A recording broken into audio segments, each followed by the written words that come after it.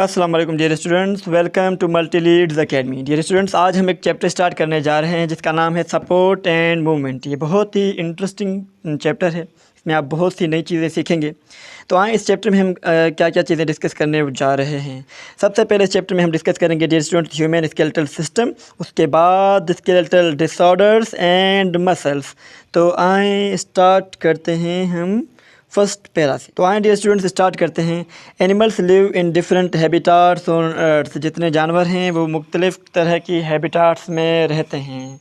अब हैबिटाट की बात करें तो ऐसी जगह जहाँ कोई जानवर रहे, जैसे कि हैबिटाट मेनली दो टाइप्स की होती हैं हमारे पास, एक टेरेस्ट्रियल और एक एक्वेटिक। टेरेस्ट्रियल खुश्की पर रहने वाले जानवर और एक्वेटिक पानी में रहने वाले जानवर। वो अलग बात है कि टेरेस्ट्रियल हैबिटाट के भी बहुत सारे और मुख्तलिफ टाइप्स होते हैं, जैसे फॉरेस्ट हो गया, grassland, deserts, tundra, alpine. And aquatic में मेनली दो टाइप्स होते हैं, एक marine water and other one is fresh water. तो अब एनिमल्स की बात करते हैं। दे नीड टू, अब एनिमल की बात कर रहे हैं कि they need to developed appropriate physical adaptations to obtain resources in variable conditions for existence। अब जानवरों को अपने अंदर कुछ फिज़िकली अपनी जिसामत में, अपनी बॉडी में कुछ चेंजेस लाने होते हैं ताकि वो ये जो वेरिएबल इन्वायरमेंटल कंडीशंस हैं इनमें रिसोर्सेज को हासिल करके अपने एग्जिस्टेंस को, अपने वजूद को बरकरार रख सकें। Okay, so these adaptations help them to acquire food, shelter and protections। अब वो जो हैबिटाट्स हैं वो उनको खाना हासिल करने में, पनाह हासिल करने में और अपनी बचाव के लिए काम आती हैं। उनके जो कॉम्पिटिटिव सराउंडिंग्स हैं, कॉम्पिटिटिव सराउंडिंग्स से क्या मुराद है कि आपको पता है कि जानवरों के अंदर कंपटीशन होता है, मुकाबला होता है, वो इंटर स्पेसिफ़िक भी होता है और इंट्रा स्पेसिफ़िक भी होता है। मतलब जानदार किसी रिसोर्सेज के लिए आपस में भी लड़ते हैं और किसी रिसोर्सेज के लिए दूसरे जानदारों से भी, जानवरों से भी लड़ते हैं।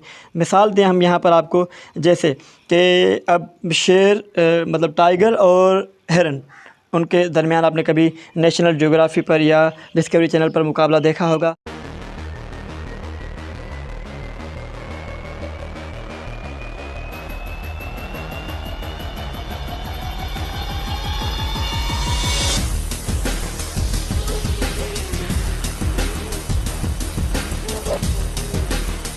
कि टाइगर जो है वो डियर के पीछे भागता रहता है। कभी कभार डियर बचा करके निकल जाती है और कभी कभार टाइगर के जबड़ों में आ जाती है। ठीक है, तो अब देखें टाइगर जो था वो डियर से स्ट्रॉन्ग था, इस वजह से उसने उसे जबड़ों में मजबूत कर लिया। लेकिन कमी तो हिरन में भी नहीं होती, वो भी अपना पूरा ज़ोर लगाती है बचाव के लिए। लेकिन वो जो उनकी फ़ास्ट मूवमेंट है, अब आपको पता है कि फास्टेस्ट एनिमल्स ऑन अर्थ जो टाइगर्स की बात कर रहे हैं तो वो बहुत फास्ट होता है। ठीक है, अब ये जो इसकी रफ्तार है इसका ताल्लुक़ किस चीज़ से है? इसका ताल्लुक़ है उसके स्केलेटल सिस्टम से।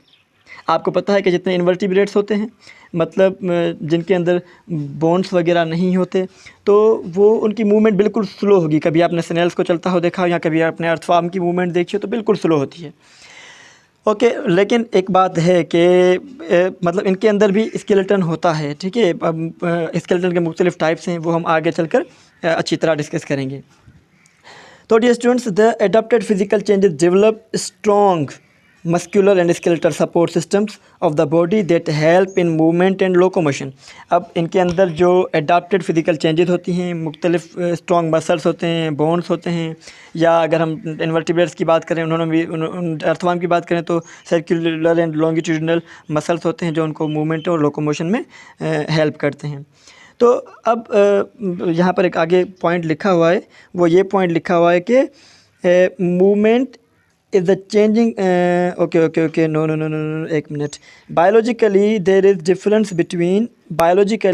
difference between movement and locomotion। बिल्कुल ज़ाहिर सी बात है, वैसे तो दोनों ही का मतलब अगर हम मूवमेंट कहें तो भी हरकत और लोकोमोशन कहें तो भी हरकत, लेकिन बायोलॉजिकली इन दोनों में डिफरेंस है। अब मूवमेंट में क्या होता है कि कोई भी जानदार या कोई जानवर अपने किसी बॉडी पार्ट को मूव करा सकता है, लेकिन लोकोमोशन की अगर बात करें तो इसमें जानवर कम्प्लीटली पोजीशन चेंज करता है। यही वजह है कि हम कहते हैं कि किसी जानवर के अंदर, एनिमल के अंदर मूवमेंट और लोकोमोशन दोनों ही होती है, क्योंकि वो अपने पार्ट की भी मूवमेंट कर सकता है और अपनी पोजीशन भी चेंज कर सकता है। लेकिन प्लांट्स के अंदर ओनली मूवमेंट होती है, क्योंकि वो अपनी पोजीशन पर बरकरार रहते हुए मूवमेंट करते हैं। मूवमेंट, प्लांट में मूवमेंट का हम एग्जांपल दे दें, जैसे अपना सनफ्लावर तो आपने देखा ही होगा अक्सर करे कि जिस तरफ सूरज उस तरफ अपना वो मूव कर लेता है, तो ये एक ऑक्सीजन हार्मोन है, उसकी वजह से होता है। तो ये भी एक किस्म की मूवमेंट है, लेकिन प्लांट्स में लोकोमोशन नहीं, वो अपनी पोजीशन चेंज नहीं कर रहे, एक ही जगह खड़े होकर हरकत कर रहे हैं।